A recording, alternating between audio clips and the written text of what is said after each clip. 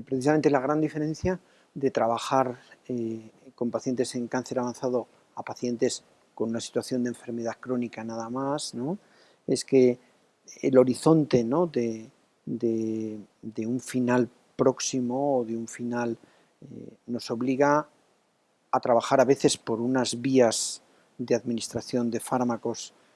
concretas, por ejemplo, para permitir que el paciente esté en el domicilio, no deberíamos utilizar vías venosas, ¿no? Y hasta hace poco algunos fármacos anticonvulsivantes estaban disponibles solo en formulación intravenosa, ¿no? O teníamos alternativas en formulación oral, pero es cierto que algunos pacientes con cáncer avanzado, con problemas, por ejemplo, pues del tránsito oral, ¿no?, o porque están en una situación de dificultad para tomar alimentos y para deglutir, ¿no?, o porque tienen tumores de la esfera de otorrino, ¿no?, pues son pacientes que no vamos a poder utilizar esos medicamentos vía oral. Entonces, esta situación de enfermedad oncológica avanzada nos da un contexto en el que tenemos que optimizar las vías de administración de los fármacos adecuándolos a las circunstancias de los pacientes, ¿no?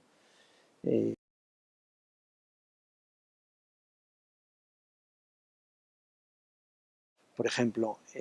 presentaré el caso de una paciente que precisamente en el curso de su evolución tenía un tumor cerebral. En el curso de su evolución, pues esta paciente pierde la capacidad de ingerir por boca, ¿no?,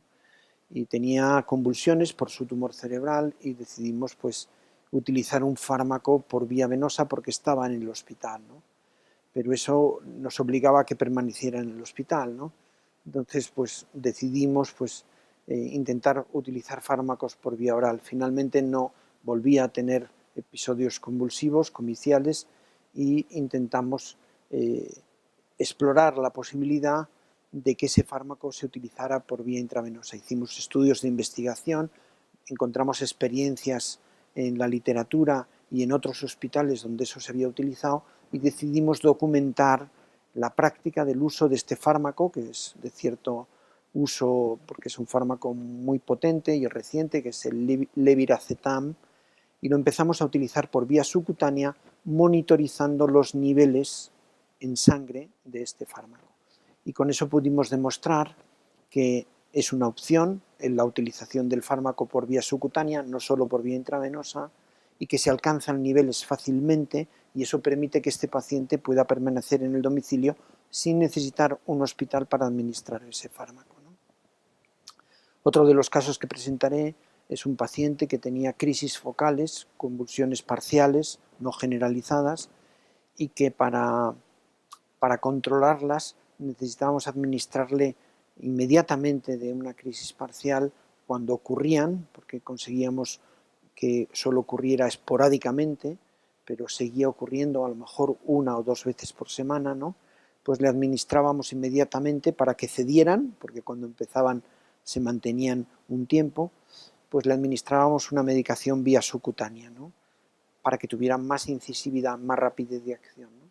Bueno, esto nos permitió pues controlar la situación durante probablemente más de 2 meses, ¿no? Y finalmente la propia situación se hizo más repetitiva y decidimos pues utilizarlo con más frecuencia de un modo pautado, ¿eh?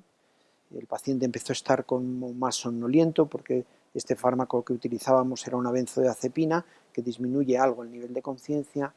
y cuando la situación pues se tornó un poco menos controlada, pues empezamos a utilizar el fármaco en perfusión continua intravenosa, iniciando una sedación paliativa, ¿no?, porque era la única opción que en ese momento teníamos, pero con el mismo fármaco con el que antes solo manejábamos convulsiones.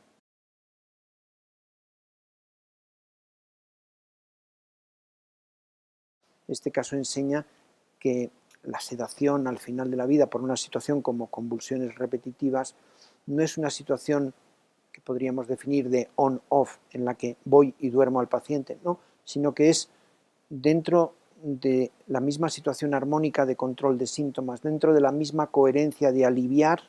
llega un momento en que para aliviar el paciente debe estar un poquito más dormido y al final totalmente dormido, es decir, hay una gradación en la sedación, no es solamente o totalmente despierto o totalmente dormido, ¿no? pues en este caso el control de síntomas obligó a una sedación que también fue una sedación progresiva y que establecía o que permitía, perdón, niveles distintos de sedación.